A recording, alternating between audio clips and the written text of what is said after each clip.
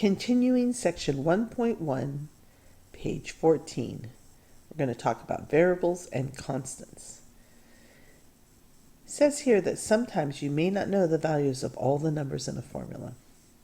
For example, if you didn't know the starting population of the town from the first page of notes on our first video of this section, by the way, you could let B be the starting population and you would write the formula.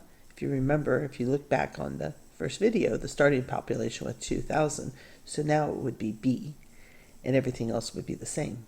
With this notation, you don't think of B as a variable. It is called an unknown constant. And you can write which letter is the input variable because it is written in function notation.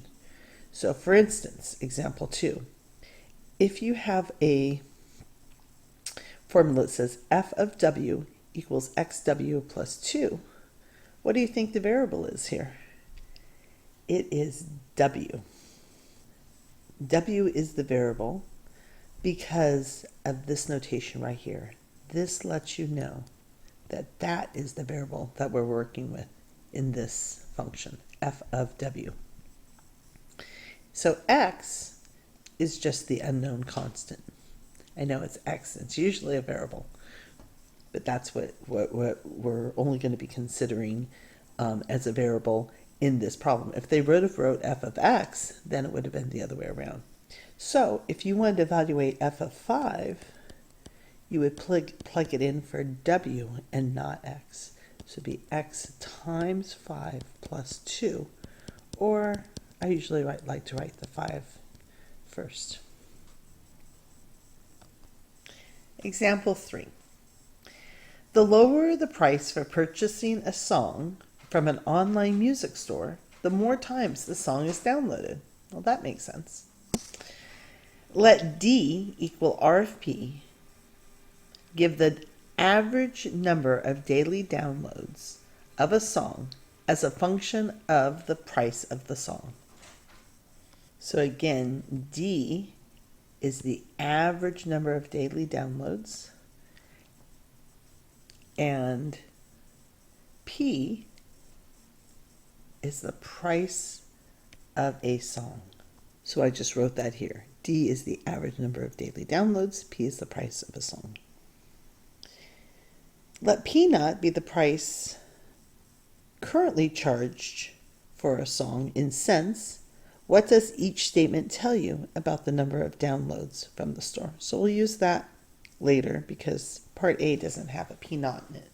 It has 99 cents. So the 99 cents is the P. So that means the price of the song would be 99 cents. I guess we do need this. You should write that in cents. We need this to tell us the unit. So what does R of 99 mean? What does the statement tell you about the number of downloads from the store? Well, again, the 99 means 99 cents is the price. So this would give us the average number of songs that are downloaded at a price of 99 cents. They say here that P naught is the current price, be the price currently being charged for the song. So this is the average number of songs downloaded at the current price.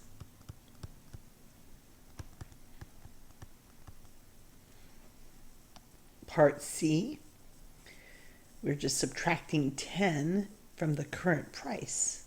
So this would be the average number of songs downloaded when the current price is reduced by 10 cents. Those are all expressions. We're not sure what that average number is. On part D, they actually have an equation here, so we know that the average number of downloads is 2,000. This would be the output. This is going to be the D. So that's new. And this is still the P. So it looks like when it's 80% of the current price. So this means that there was an average of 2,000 songs downloaded, because that's what the D is, when the price was 80% of the current price. Why 80%? Because 0.80 we know means 80 out of 100, which means 80%. You can move it 2 places to the right to get a percentage. So what does this mean? The fancy way to say it is if there was a 20% off sale, right? 20% off sale, then, because it would be reduced by 20%, you would then pay 80% of the song that they would have downloaded, the 2,000 songs. So I wrote that here. This is optional. 2,000 songs are downloaded during a 20% off sale. That's a fancy way of saying it. Part E. So what is this? This means multiplication. So this is the current price times this one, part B, the average number of songs downloaded at that current price. In math, this is referred to as the revenue generated, because if you take the current price times the number of downloads, that would be how much you made or how much you sold, which we call the revenue. Again, this is optional, so just if you want to be fancy, or the revenue at the current price. Okay, we've already done this one. This one is the same as part D, it's just you don't have the 2,000. So it's just the average number of songs when the price was reduced the price was 80% of the current price. Or we could just say it the fancy way, since we wrote it already up there. It's the average number of songs downloaded during a 20% off sale. But you could also say it's the average number of songs when the current price, when the price was 80% of the current price. That's a better way of saying it. So that is the meaning of functional notation in a real-world application. So now let's look at page 15. Let's now look at, so we looked at what they mean in words. Now what do they mean in a table? They're going to go through all the different 4 ways of representing these functions, and this one is a table. What is h of 0? So again, the 0 is always the input. And the input here, this is the input, this would be the output. So we're looking for when the input is 0. And where the input is 0 is right here, this one. So we know the answer is -2. Where part C, we're wanting the other way around. This one now is on the outside, so that's the output. So now we're looking for where the output is 0. So now you look at, for part B, this one, the other way around, which turns out to be the same thing, which is kind of funny, but it doesn't have to be. So I'm going to say T because it's not equal to, we're going to have to write it again, so T is equal to -2. So go ahead and try C and D on your own. Pause it. Come back for the solutions. Are you ready? They have lots of 0s and -2s here. Yes, the answer is 0. It's almost like part B, isn't it? And I just rewrote it here. H of -2 equals 0. Again, this is the input, so I looked at this one, and the answer is 0. The other way around, though, yes, the answer is 0 like part A, but there's also another answer. This one. We're looking for, again, the output, like part B, But there's two places that the output is -2, 0 or 2, both of them, since h of 0 is -2 or h of 2 is -2.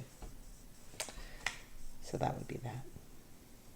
Can you do the same thing with a graph? The other way, another way to represent a function is a graph. Can you evaluate a f of 0 using the graph and f of x equals 0? So try it. See if you can get it. Pause. When you're ready, come back. Okay, here are the answers. The first one is 2. 0 is the input. So I look, here's the 0 is the input. So the inputs are on the x, because here, this right here, tells me that that's the input. So I know that this 0 is the input. So if I was to make a table here, x, y, which is the f of x, when I plug in 0, I would get 2. So that's why the answer is 2. Can you do it the other way around? If you got the first one right, just continue on and watch. If not, pause again and try part B. See if you can get that. Ready for the answer? Just like part D above, there are two answers, -2 and 1. How did I get that? Well, now this is the output. So now I'm looking for the output, which is the y. That is the output. So I'm going to look at where the output is 0. So that would be where the y is 0. And that would be here, because that's the point, -2, 0. And also here, 1 would be 0. So that's how you get that. If you want to write that way, you could, or you can write it like this: f of -2 equals 0, or f of 1 equals 0. Either way. The last exercise for you to do is now using equations. So we've looked at words, we looked at a table, we looked at a graph. Finally, let's look at an equation. Equations, I should say. So C, we've already practiced this before. If you can do exercise 6 on your own. Pause, come back. Are you ready? Here's the answer for part A.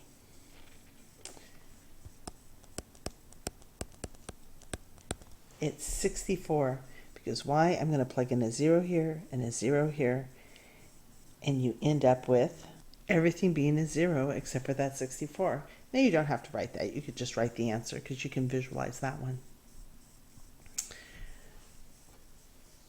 Part B. What did you do for part B? Part B is you're going to plug in an x squared in for x. So that's kind of tricky. So let's go ahead and do that together. 4x squared for the x, but then there's another square. Minus here again is an x squared. So again, if it was like an a, it would be 4a squared. So it's the a and then squared again, and then minus that a. So by the way, x squared squared, that means 4 copies. We're going to talk about that a little bit more in the future, but that would be the answer. If you got B correctly, great, move on. If not, rethink C and D. Are you ready for the answers here? Again, our variable is r. So where there's an r, we plug in a pi. This symbol stands for pi.